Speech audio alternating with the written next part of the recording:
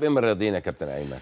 اولا بص يا كابتن، احنا بنعتبر نفسنا مودرن، هي القناه الرائده للرياضيين في مصر. نعم. يعني طبعا. مودرن علمت الرياضيين في مصر يعني ايه رياضه.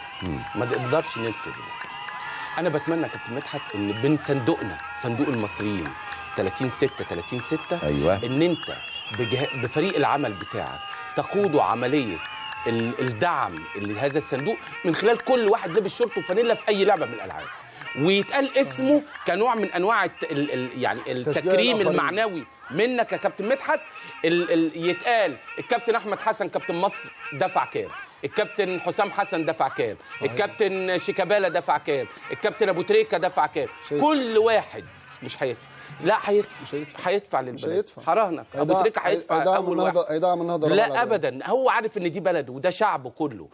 بص يا كابتن ابو المعاطي، بص يا كابتن ابو المعاطي، احنا محتاجين الاول نقود الحمله دي يا كابتن مدحت من هنا. نعم. بجد. نعم. يعني محتاجين صندوق 30/6 ده تعمل له فقره للرياضيين، تمام. تستضيفهم وتدخلهم، وده دورك. ولو عملت غير كده يا كابتن مدحت هتبقى انت بصراحه مزعل الرياضيين. تمام. لازم دورك تقود الوسط الرياضي، كوره، طايره، باسكت، كلهم لازم تستضيفهم، كلهم لازم تكلمهم. انت عندك مأمورية الصندوق، احنا مش عايزين نقعد نتكلم على اللي فات رميناه نعم. وحطيناه ورا ظهرنا. عندنا مستقبل مليان تحديات، ومستقبل مش عايز غير الرجاله.